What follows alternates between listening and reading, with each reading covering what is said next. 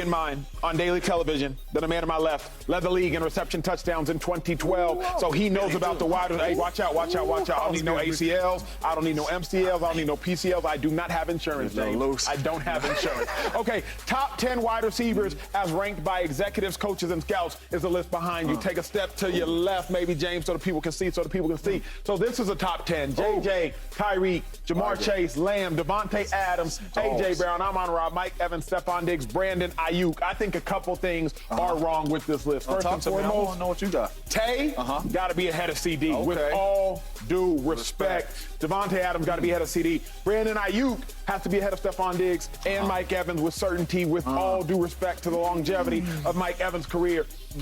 I think Jamar Chase is the best wide receiver in football.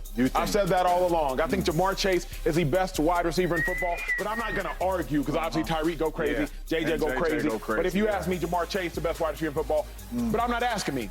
I'm asking you. Really quick before my list yes, sir. Can I ask you, like, why do you think I got answers to everything. I know. Why do you think Chase is the best receiver in football? Like, what does he do better than those two? To me, what Chase does better than JJ is Yak, because Chase, as far as strength, breaking tackles, Chase will catch a slant and he'll take that joint the distance. I'm not even so much enamored by Chase's go balls. I remember Chase versus the Chiefs. He caught a comeback to the crib. I think he does that better than JJ. Now, Chase is a bigger body than Tyreek. So while Tyreek got the yak that Chase got, I think Chase is a bigger body than Tyreek.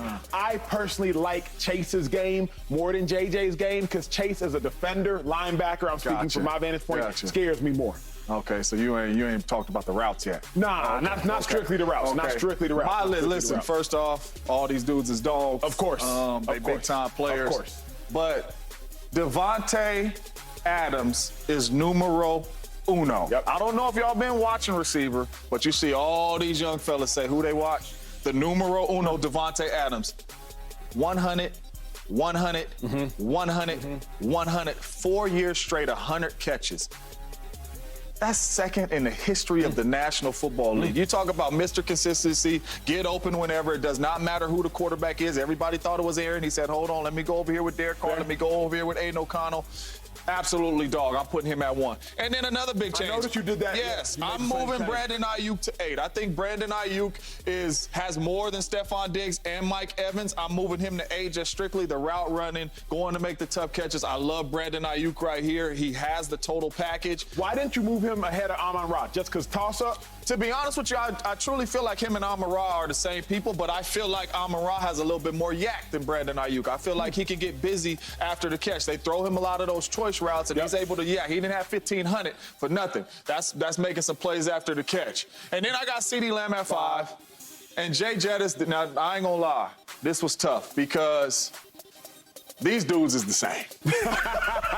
Those dudes are the same. When you talk about a receiver and what you want out of a receiver, I understand people want to go to speed, but eventually the speed is going to go. Got it.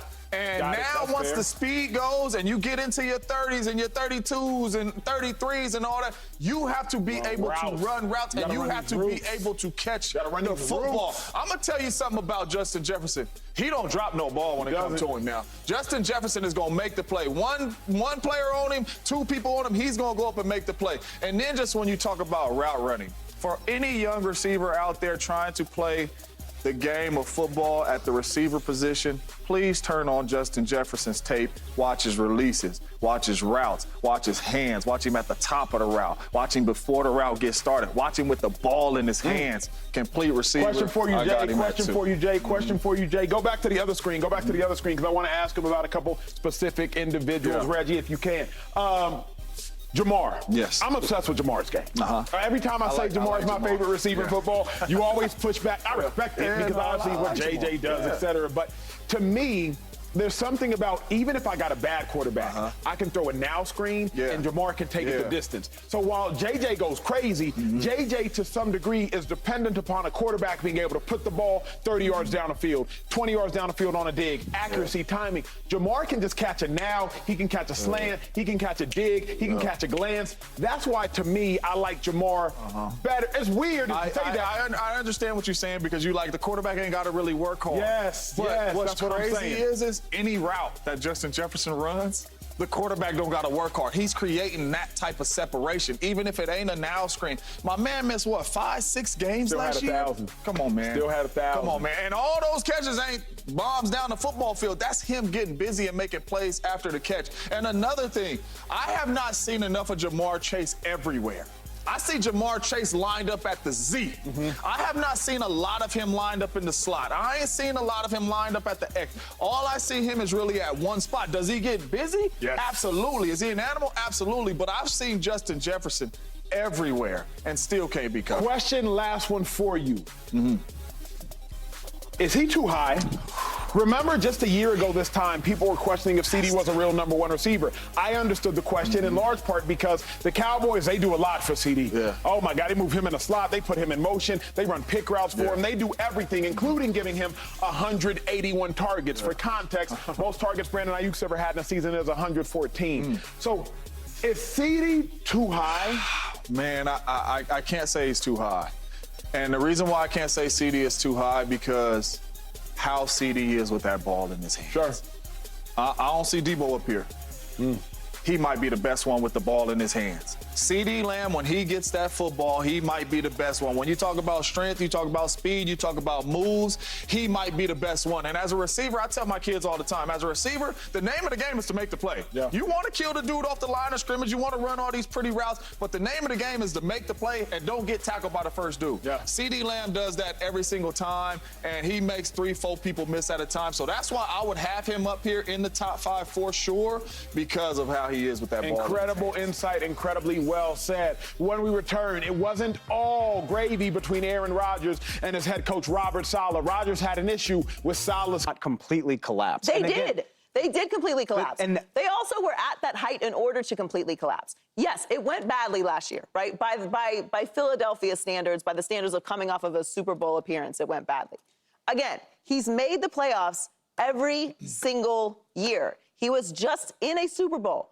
Super hard to do, right? Very hard to do. Super hard to get to a Super Bowl, right? We still agree that that's really, really, really, really hard to do. Guys like Josh Allen and Sean McDermott haven't been to the Super Bowl. Lamar Jackson, Harbaugh, together have not been to the Super Bowl. We can go down the list. I just don't know. You're asking about consistency. Making the playoffs every single year is pretty consistent.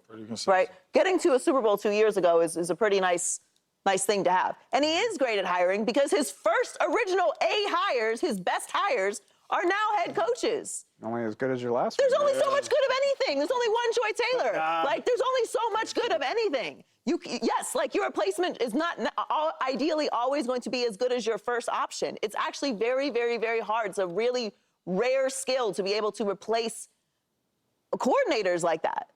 See, that's where I disagree. Who does it well? Depending on the teacher, because you brought this up and had to think about it. Obviously, I'm going to start with the Mecca, which is Andy Reid. What Andy Reid did was hire Doug Peterson in 2013-14. Okay, let's say Andy Reid. Let's say that Andy Reid is the best. But here's my thought process: is I want to hear this. If you're great, you promote from within. You get Doug, Doug's gone. You get Brad, Brad's gone. You get Nagy, Nagy goes to become head coach. You get Bieniemy goes to coach in college. You bring Nagy back to coach at UCLA. You bring Nagy back. To me, if you are the brainchild, who calling the plays though? I think that's Andy. But that's what I'm saying. So we can't do that to Nick Sirianni because he's not calling the plays. But then, James, what does Sirianni do great? Win. Great. How? The people that he puts around to be in charge to win. So this is where, if you're the general manager, if you're Howie Roseman, I'm looking around saying, I did my job. Sirianni, he doesn't you coach didn't the team. No, but if you have A.J. Brown, Devontae Smith, Jalen Hurts, Saquon Barkley, Lane Johnson, Jay Kelly, so are we saying Jordan that Mailata, being a head coach is not a job anymore? Like, definitely didn't say that. coordinating and leading a team as the head coach, not as the play caller, but as the head coach is not a job. It has no requirements. It doesn't take any man hours and intelligence No, I to wouldn't do say that. that's hyperbole. I'm not saying that. Okay, so he's the one running the ship. Correct. And The ship has been to the playoffs 3 years in a row in the Super Bowl. Tree. Being in the playoffs 3 years in a row is doing so much work when 2 of those 3 trips to the playoffs were Let's go down the embarrassing. teams that didn't make it to the playoffs 3 years in a row. Should we do that with the coaches that are returning? Joy, we're talking about Philadelphia. So then we're just saying that Philadelphia has standards that the rest of the NFL doesn't have. Because Sirianni will get another job. I think Philadelphia has a standard that very few markets in the NFL have. Okay, well, then we're not having a real conversation about standards around the NFL. We shouldn't bring anybody else up. We should just talk about what the standard is for Philadelphia. For Sirianni. So we shouldn't mention Sirianni Reed. We shouldn't mention Harbaugh. We shouldn't mention any of these other guys who have not the same resume as Sirianni does in the last 3 years.